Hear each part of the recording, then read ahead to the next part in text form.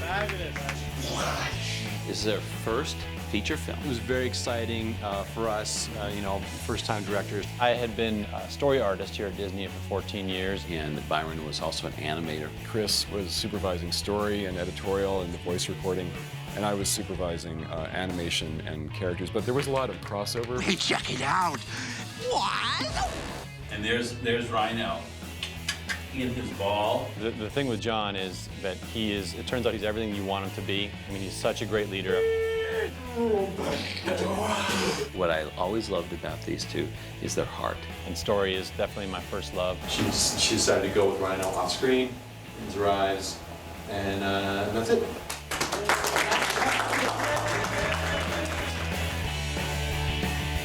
Directing an animated movie is a massive undertaking, and we really had a lot of great momentum going, and we wanted to hit our deadlines. So one of the things you have to be able to do in animation as a director is to be able to race from meeting to meeting.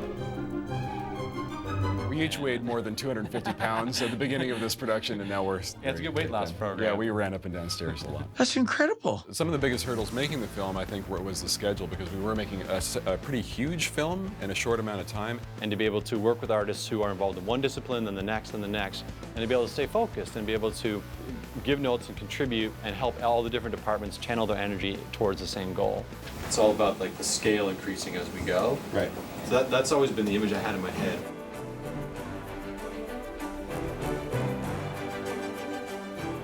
Actually, one of the biggest challenges in the movie is a little detail, but it turned out to be a big challenge to solve, and that was the leash. And when we first proposed it to the crew, a couple folks went white. And at first we thought the animators were going to have to keyframe the leash, actually animate it by hand, but our genius software folks wrote this amazing software that helps to animate the leash and simulates the stretching and pulling. If you're making a computer animated movie, don't tie two characters together. No, don't do it. It'll only break your heart. Well. That's a weird place to put a piano.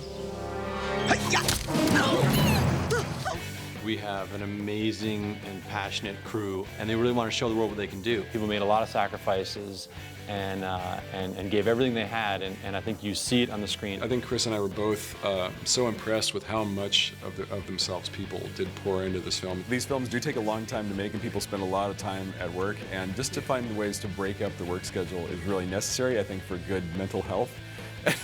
And so they brought in this huge inflatable hamster ball.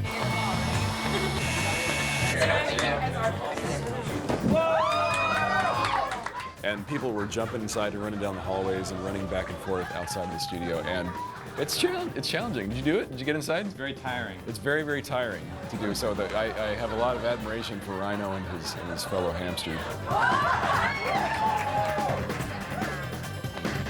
That is fun. The animators decided, probably, I think like 9 or 10 weeks before the finish of the film, that they weren't going to shave anymore. And so we all kind of unified and grew our beards.